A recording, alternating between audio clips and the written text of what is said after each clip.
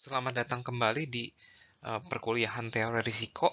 Nah, kita akan masuk ke dalam subbab 12.2 di mana kita akan belajar sedikit tentang sifat-sifat dari estimator ya, yang sudah kita bahas sebelum ini.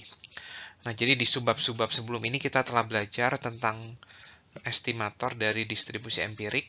Ya, seringkali yang kita estimasi itu fnx ya. Namun pada bab ini kita tidak akan memandang fnx, tapi yang kita lebih pandang tuh fungsi survivalnya, yaitu snx ya. Nah, pertanyaannya bagaimana sifat dari estimator snx ini? Apakah estimator ini adalah estimator yang bias atau tak bias, ataupun kita juga akan membuktikan bahwa estimator tersebut itu merupakan estimator yang konsisten.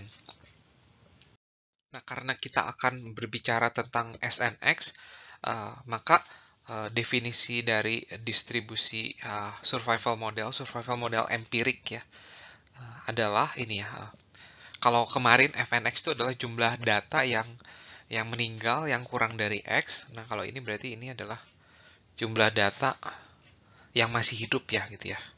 Atau yang lebih besar ya dari X. Dibagi dengan total data ya. Nah, sekarang jumlah data yang lebih besar dari X itu saya akan simbolkan dengan Y besar. Nah, kenapa saya simbolkan dengan Y besar? Karena Y ini adalah sekarang adalah merupakan sebuah random variable. Jadi, Y itu adalah sebuah random variable yang menyatakan jumlah data yang lebih besar dari X. Atau dengan kata lain, Y itu adalah random variable dari jumlah data yang masih hidup setelah usia X gitu ya, atau pokoknya kalau random variable tentang usia atau random variable tentang jumlah klaim itu pokoknya yang lebih besar dari X. Nah, maka jika kita pikir-pikir, maka Y itu adalah berdistribusi, distribusi dari Y itu adalah binomial ya. Ya, jadi karena dari banyaknya orang yang ada ya, total data berarti M-nya itu adalah ini ya, total data, dan Q-nya parameter dari distribusi binomial. Q-nya itu adalah peluang sukses dari setiap orang, peluang sukses dari setiap percobaan ya, yaitu adalah SX. Nah, sekarang kita akan mencoba melihat ekspektasi dari SNX ya.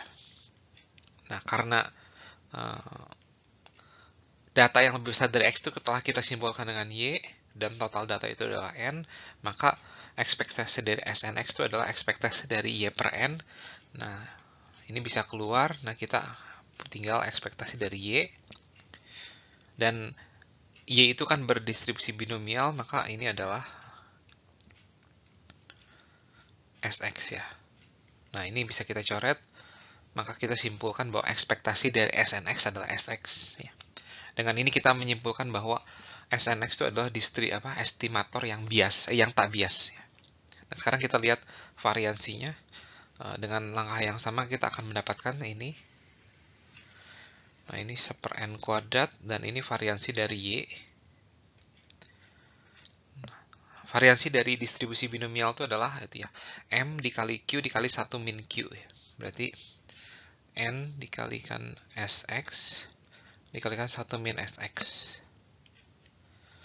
Nah, ini kita dapatkan SX 1 min SX per N. Nah, lagi-lagi kita mendapatkan bahwa SNX itu adalah estimator yang konsisten. Kenapa? Karena ketika N-nya semakin besar, maka variansinya akan semakin kecil. Nah, berarti distribusi empirik adalah distribusi yang sebenarnya cukup baik ya, karena merupakan estimator yang tak bias dan konsisten. Berikut ini adalah sebuah contoh di mana kita akan memandang kembali dataset D1 ya. Dataset D1 itu adalah dataset yang menyatakan usia saat si data-data tersebut atau si nasabah tersebut itu meninggal gitu ya. Nah, jadi di sini ada usianya itu ada di, bukan di usia sih, di tahun keberapa gitu ya. Ada di tahun ke 0,8, di tahun ke 2,9 dan seterusnya sampai selama 5 tahun pengamatan. Nah, namun di sini yang mau kita cari tahu itu adalah bukan S and X-nya, tetapi adalah Q-nya ya. Nah, jadi biasa kalau di analitik asuransi jiwa kan yang kita akan hitung tuh biasa tuh Q1, Q2, Q3 dan seterusnya. Nah, di sini misalkan kita akan menghitung Q2 ya. Q2 itu adalah andaikan dia sudah hidup sampai usia 2, berapa peluang dia akan meninggal di 1 tahun ke depan gitu ya. Andaikan dia sudah hidup sampai 2 tahun pengamatan, berapa peluang dia akan meninggal di 1 tahun ke depan gitu, dari tahun kedua sampai tahun ketiga. Nah, kemudian kita akan menyelidiki apakah Q2 itu adalah estimasi atau estimator yang tak bias dan konsisten bagi si Q2 ya. Nah, kita akan jawab ini di slide berikutnya. Nah, pertama-tama kita akan mencoba mengestimasi dulu Q2-nya itu berapa ya, atau Q2 topinya itu berapa. Nah, berarti kita akan menggunakan formula atau persamaan yang kita biasa pakai di matematika asuransi jiwa atau di yaitu adalah ini ya. Jadi adalah S, namun kita kan tidak tahu nih S-nya ya. Berarti kita pakai itu S distribusi empiriknya ya. Jadi S di 2 ya, kita kurangin dengan S di 3 dibagi dengan S di 2 ya. Nah, dengan menggunakan distribusi empirik yang sudah kita estimasi di slide sebelum ini, yaitu adalah ini ya. Jadi 29/30 dikurangin 27/30 dibagi. Nah, berarti kita mendapatkan bahwa Q2 topinya itu adalah estimasi dari Q2, yaitu Q2 topi adalah 2/29. Nah, sekarang kita akan mencoba mencari tahu apakah Q2 topi itu adalah estimasi atau estimator yang bias atau tak bias ya. Nah, jadi kita misalkan sekarang Y itu adalah random variable yang menyatakan banyaknya kematian yang terjadi di 2 sampai dengan 3, dan kemudian X adalah random variable ya, jadi ini sama, tapi di 0 sampai dengan 2 gitu ya. Nah, maka Q2 itu adalah Y dibagi N min X. Nah, kemudian kita akan mencoba mencari tahu ekspektasi dari Q2 topi. Nah, namun di sini permasalahannya agak sedikit sulit. Kenapa? Karena kita melibatkan 2 random variable di sini ya. Jadi ekspektasi dari Q2 ini bukannya tidak bisa dicari, tetapi sulit gitu ya. Jadi untuk itu kita tidak akan cari. Biasanya yang lebih dicari itu adalah conditional expectation ya gitu ya. Jadi di sini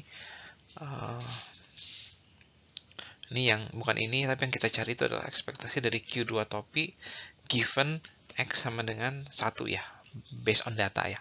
Dan ini juga bukan variansi, tapi based on ini. Nah, berarti sekarang X-nya itu sudah berupa angka ya, bagi N min X, tapi X-nya itu adalah 1 ya. Nah, berarti ini jadi 1/N min 1 ekspektasi dari Y. Dan di sini Y itu lagi-lagi adalah sebuah random variable binomial ya. Yang kalau random variable binomial ekspektasinya itu adalah M dikali Q. Dalam hal ini M-nya itu adalah N min 1. Kenapa?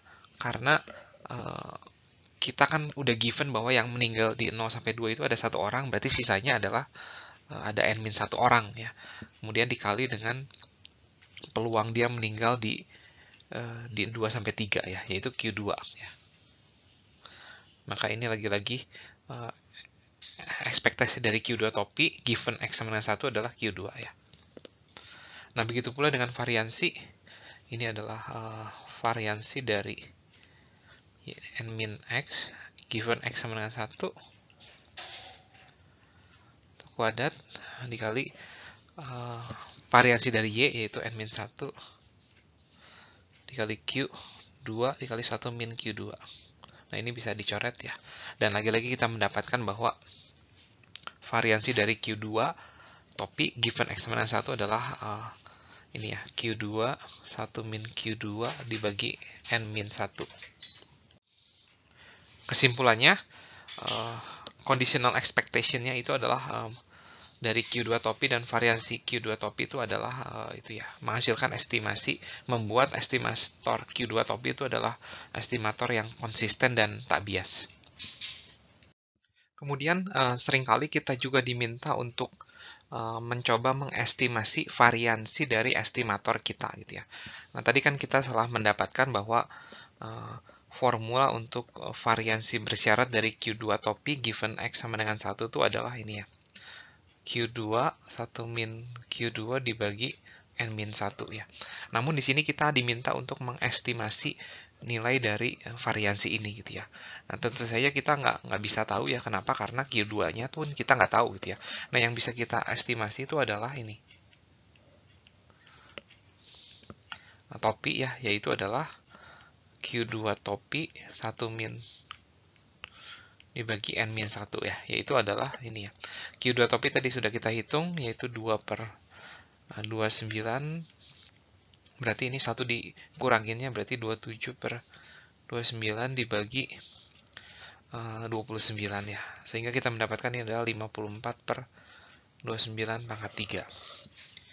Nah, apa manfaat dari estimasi dari variansi itu adalah kita bisa mencari confidence interval dari dari Q2 ya. Jadi Q2 itu interval kepercayaannya itu di batas bawahnya berapa, batas atasnya itu berapa. Nah, itu adalah manfaat dari estimasi dari variansi dari estimator.